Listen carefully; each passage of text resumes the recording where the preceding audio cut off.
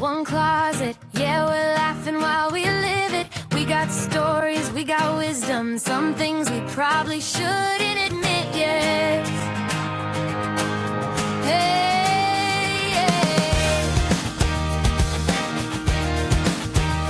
Come on in, there's always room. Pull up a shelf, adjust your mood. We're talking life, we're talking soul. From clutter to cosmic truths untold. It's two in the closet. Zero shame and lots of sass. Get comfy, girl, 'cause we're diving into the good stuff. Yeah, yeah, yeah, yeah, yeah, yeah, yeah, yeah, yeah. Okay, Jen.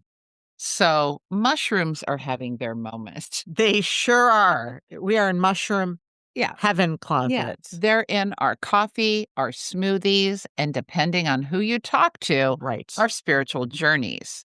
But what's the hype? What's healing? And what's hallucinogenic? Exactly. Today, we're diving into the world of fungi, functional mushrooms, magic mushrooms, and the mysterious microdose movement. Mhm. Spoiler alert, only one of these will have you talking to your furniture. So let's start with the ones that don't make your couch sparkle. I would love to hear that Okay, one. these are the functional mushrooms. I discovered these about 6 years ago in a coffee alternative, and I have literally been hooked ever since.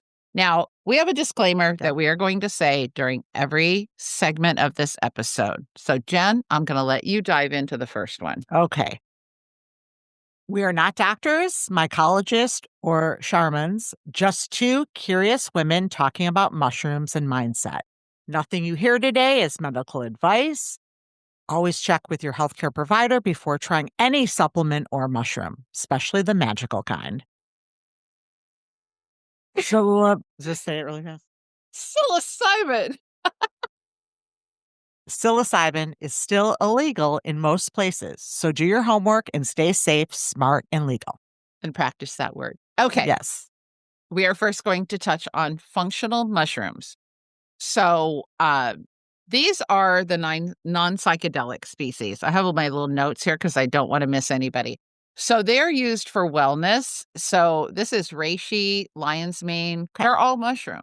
Did you not read the script? No, I But- did, but I'm okay. saying I've never done much.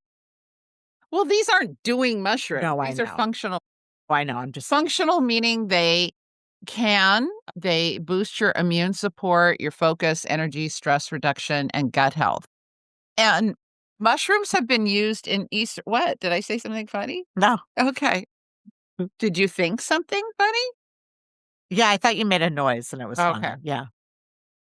Mushrooms have been used in Eastern medicine for centuries, especially reishi, which is referred to as the mushroom of immortality. And shiitake. We know shiitake. Yes. We eat shiitake mushrooms, Yes. right?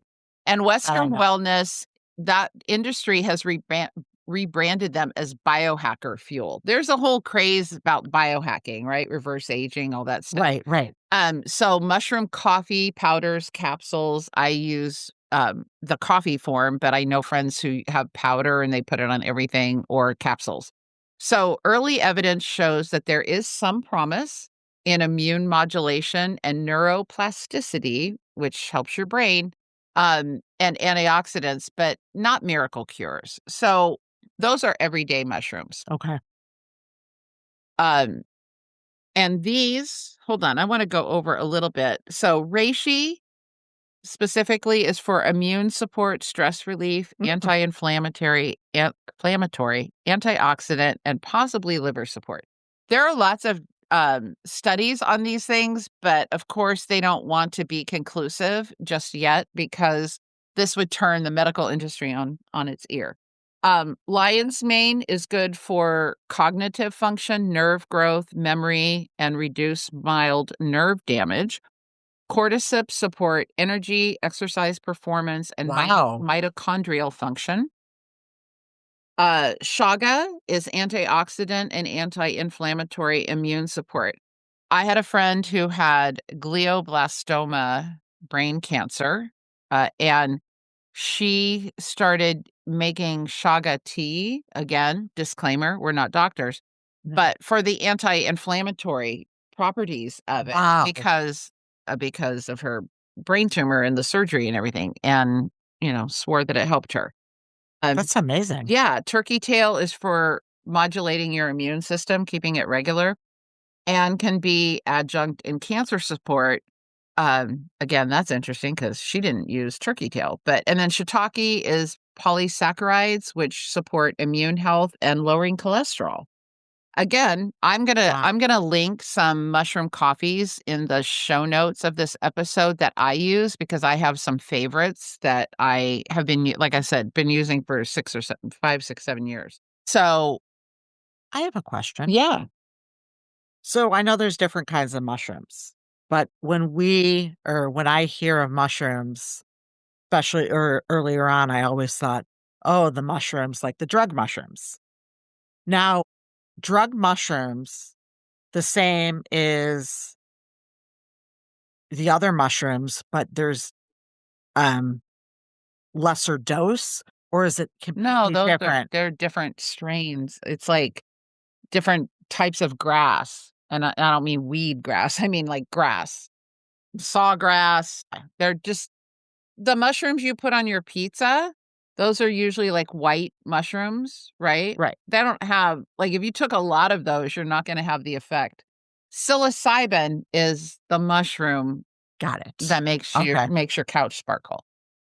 So Or you talk to it. the ones we just talked about are the everyday ones. Right. Now let's talk about the ones you don't want to accidentally sprinkle on your pizza, Jen. Okay. And I'm going to read the disclaimer before we dive in. Yes. We are not doctors, mycologists, or shaman, just two curious women talking about mushrooms and mindset. Nothing you hear today is medical advice. Always check with your healthcare provider before trying any supplement or mushroom, especially the magical kind. Psilocybin is still illegal in most places, so do your homework, stay safe, smart, and legal. Okay? Sounds good. So magic mushrooms are psilocybin. Okay. They're Okay. the Yes. They affect your serotonin and your brain network patterns. Okay. And I have notes, so excuse me while I No, this is sure that I do not miss anything. this is great Say. because I don't know that much about mushrooms. Yeah, yeah. I have, And I've learned quite a bit. I've learned a little bit in the past few years. So, people that take magic mushrooms, psilocybin, describe ego dissolution, where you're having a spiritual connection and deep introspection, and you feel disconnected from the ego that, the personality that defines who you are in the So you waking go into a different a different dimension, Yeah. maybe. Johns Hopkins, NYU, UCSF, they have all done clinical studies that show potential for depression, anxiety, and addiction, and even end of life Mm. peace. I got on a webinar with Right. an end of life doula, just like a birth doula, Right, but right. end of life. And she uses mushrooms to help guide people into Wh- and it's fascinating. I think that's probably how I wanna go if I'm a I think so too. because it's a very peaceful place, but it's fascinating. So, I think I want to read about that. yeah, I can send you some links. So, I know my personal experience, I have tried them and it does work for depression, and I'll go into that momentarily. But, it's kind of the theory of the brain reset that psilocybin can temporarily disrupt rigid thought patterns like loops, things like that, and let the brain kind of reorganize. So, that's how I experience it. It's like it gets that constant loop chatter that sometimes is not in your highest and best. Right. It's like you keep repeating over and Yeah, over again. and you get stuck in a spiral of, "Oh my god, the world's coming to an end," whatever that is. And then it reorganizes. So Yeah, you don't so it kinda unlocks that for you and kinda hits a reset button so you can have different thoughts, shit, okay? maybe I should do it.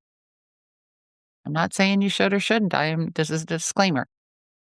Federally, it's illegal in the United States. So some states, Oregon and Colorado, have decriminalized it under supervision.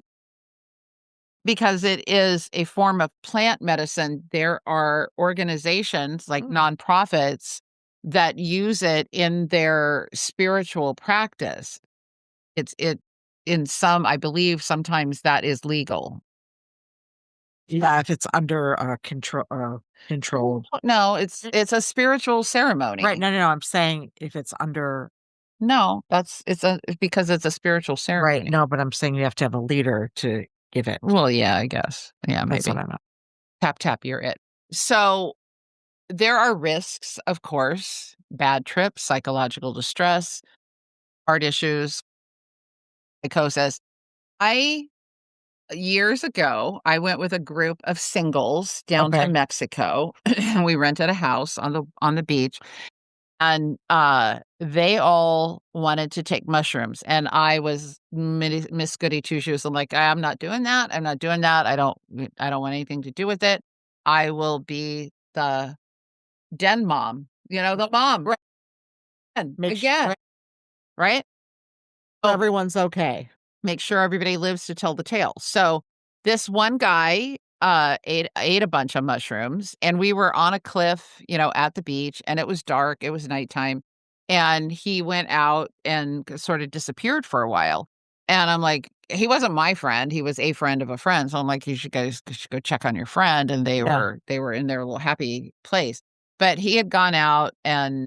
Much like ayahuasca, when you take ayahuasca plant medicine, you vomit and then you have your experience. Well, Right. he went out and threw up on a cliff. Wow. And then was sitting out there, which I was worried because if he fell, like he would fall to his death. Like that's not a good environment for, come on, guys, that would be classified as a bad trip as far as I'm concerned. Yeah, I would say. Anyway, so I was the mom that made sure. Finally, he came back in and he curled up next to the stereo and played Something in the Air Tonight until we took the CD and launched it because he was like, "This is the most beautiful song ever," right? So anyway, I don't know what that was all about. So I didn't love that, and it never made me want to do anything like that. Yeah, that seems scary to me. So if you're embarking on those types of journeys, like your mindset, your environment, and your guidance matter deeply, right? You don't do something that's going to alter your brain without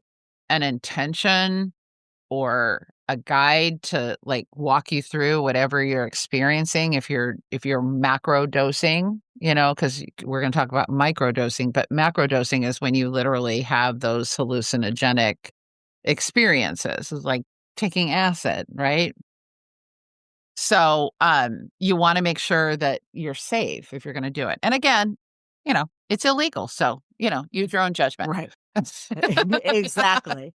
And also something funny, if your set and setting is your cousin's basement with a lava lamp, that's not integration, that's a hazard. Yes, it is. Spiritually, I find it fascinating how plants, and in this case, fungi, seem wired to show us ourselves. Because I have had friends who have taken plant medicine journeys and they have like been reintroduced to parts of themselves that they didn't know before and healed things. And like plants have spoken to them. Again, you take this for whatever. But I believe them. I believe that I have had people come out of experiences like that with healing. Why doesn't the Western world want us to know that? Because if we knew that it was accessible and it was in nature, they'd want to bottle it and put a label on it, call it a drug, and charge you 10,000 times more than going and picking it out in the forest. So and it became a talking point back in the 60s and 70s when like the Haight-Ashbury, up in San Francisco and all that stuff. People were tripping and doing all that stuff, and they were seeing the world as it truly is, and governments don't like that. And that's just a political aside, but that you can't control people if they have free will and free thought. That is true. Yeah. So, but what if you could tap into some of those benefits without actually tripping? I think that I would love to hear that. That's microdosing. Yes. So microdosing is, we got a disclaimer to go through again. You want to take it this time? Sure. We are not doctors or mycologists or shamans, just two curious women talking about mushrooms and mindset. Nothing you hear today is a medical advice. Always check with your healthcare provider before trying any supplement or mushrooms, especially the magical kind. Psilocybin. Psilocybin is still illegal in most places, so do your homework and stay safe, smart, and illegal. I love how you 1, 2, 3. Psilocybin. Okay, so the definition of microdosing is taking tiny Tiny. subperceptual doses of psilocybin or LSD. And that means usually a tenth of whatever a full dose would be. Right, I Okay. need some water. Did you guys see my mug? Isn't it cute? I was with you when you bought that mug. I know. We were doing a bit at Home Goods. I love Home Goods. That water is delicious. Give me a sore throat. Okay. The purpose is to enhance the mood, creativity, and focus without hallucination. So it's like the lowest. Yeah. And so there are protocols. One is to microdose 1 day and 2 days off, or there's another one that's 3 days, 4 days off. And again, you don't feel it, you don't notice it. You don't feel anything? No. I might have to pause for a minute. My throat's on fire. Throat's on fire. Really? I Maybe. wonder why. I don't know, but will you go fill that up for me? It's not going to be enough water. You want this? No. Bubbles will hurt. Thank you. Okay. Let me back up a little bit. I'm going to back up to this. Okay. So, microdosing. Yeah. The definition is to take a tiny subperceptual dose of either psilocybin or LSD. And that's usually about a tenth of a full dose. And the purpose is to enhance your mood, creativity, or focus without the hallucinogenic effect. And the goal is that you don't feel it.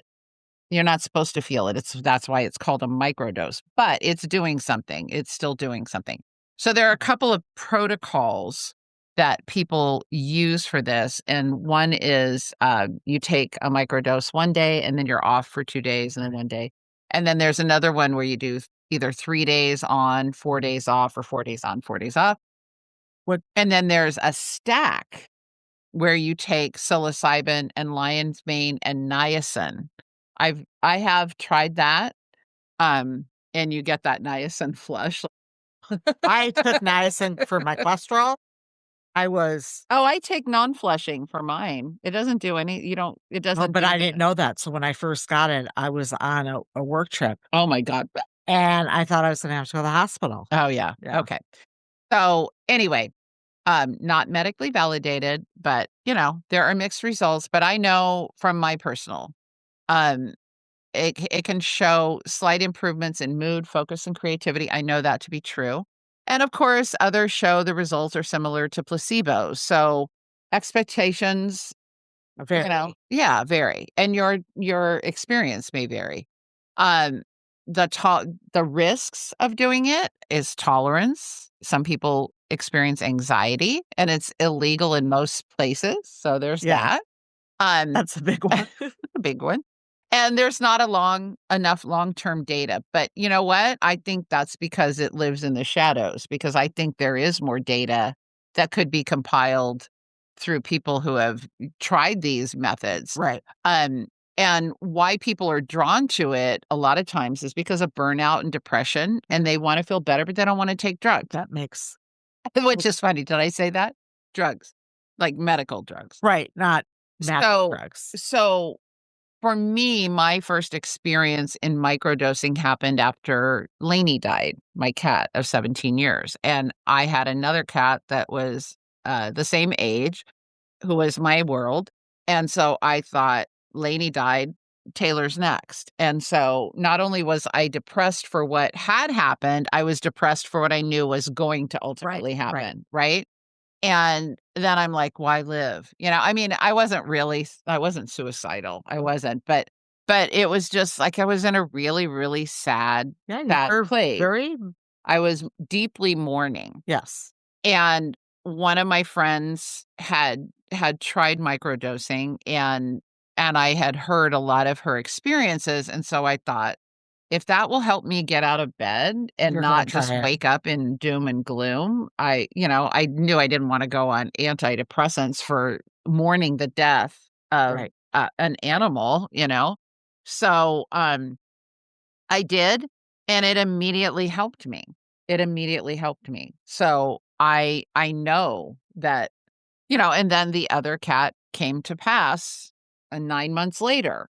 So here I was again, but I was in a better place and equipped to deal with it because I think if I have to share how it feels, when I feel it, Yeah. like a dose versus a little bit more, but not a macro, is it feels like my brain is a flower and the bud is opening, like maybe more than one flower. Like I just feel like I have access to parts of my brain that I didn't have before. So is it like you're thinking about something different? Like, is it No, thinking it's differently or?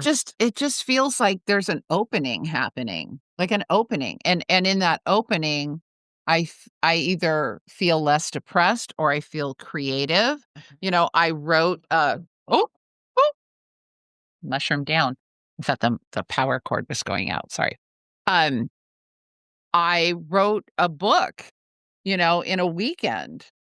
I remember that. Yeah, I mean, it was a book that I had already compiled, but or that I had the text was written, but it had to be organized and compiled as a journal. So, I did that Wow. in like 2 days of 12-hour working, and it's not a stimulant. It wasn't a stimulant. It was Right. just It opened you. I was in the flow of my creativity like I had never felt before.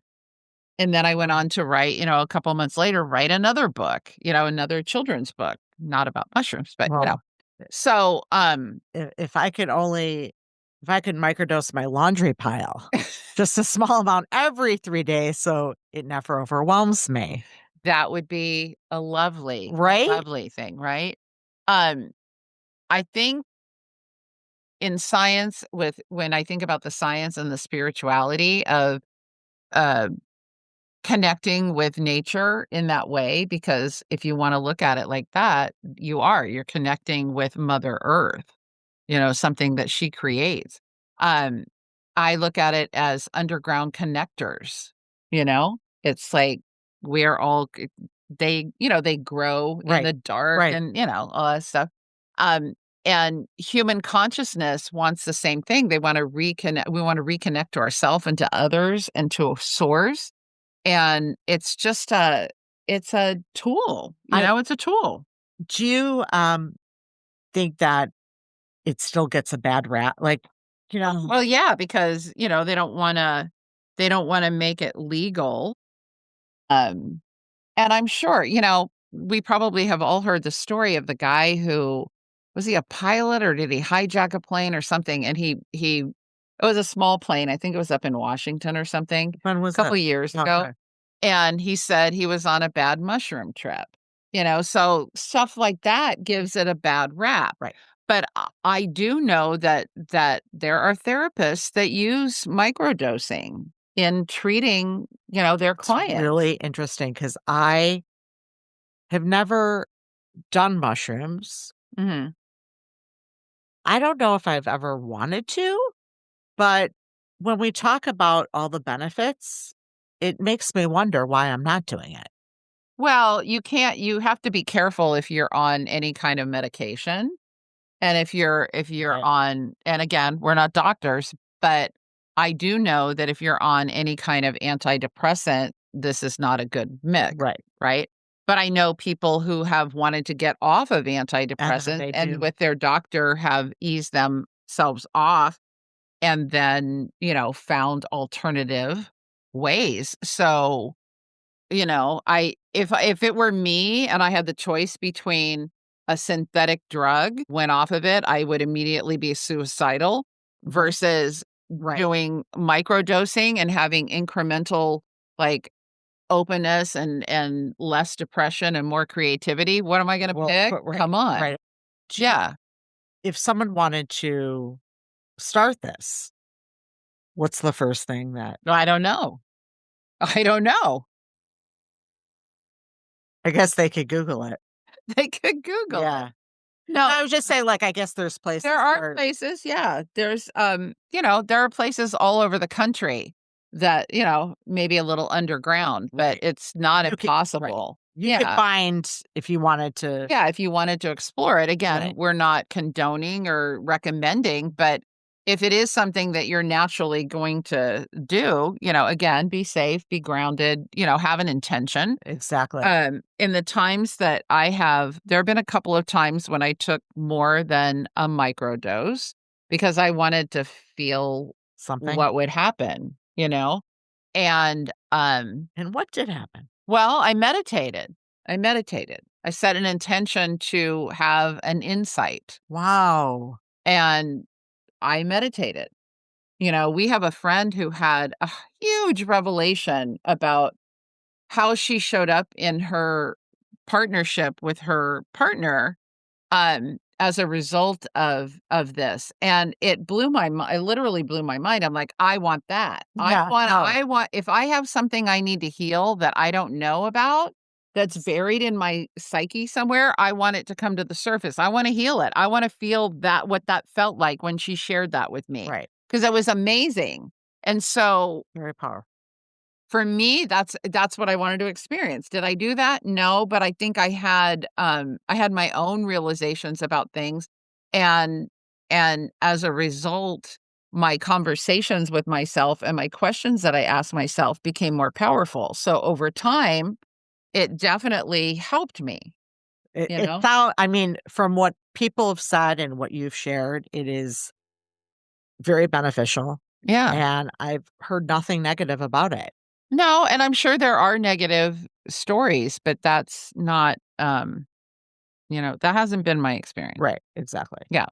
So, whether you're into reishi tea or researching psilocybin therapy, the takeaway is this: mushrooms remind us that everything is connected: mind, body, earth, and spirit. And please remember, your health decisions are yours to make, ideally with your doctor, not two podcast hosts and a latte. Oh, definitely not. Mushroom coffee. Yeah, mushroom coffee. I do drink my mushroom coffee in this every morning. Right now, it's just water. Right. Because she was joking. So stay curious, stay legal, Yeah. and as always, stay enlightened. One closet conversation at a time. And I am going to list the mushroom coffees that I drink. Good. There are women-owned brands, which I didn't know. Is Mudwater really women-owned? I don't know. Oh. My research says that it is. I don't know. Four Sigmatic, I drink that. That's one of the ones I'm going to recommend, but I didn't know it was a woman-owned. We're not affiliated. I love to Right. share what I love and what I use. So we will link all of that in the show notes. And if you learned something today or you laughed today, share this episode with a friend who loves wellness trends and weird science as much as we do. And until next time, I'm Beth, I'm Jennifer. and this is Two in the Closet. See you later. We're talking life, we're talking soul, from clutter to cosmic truths untold.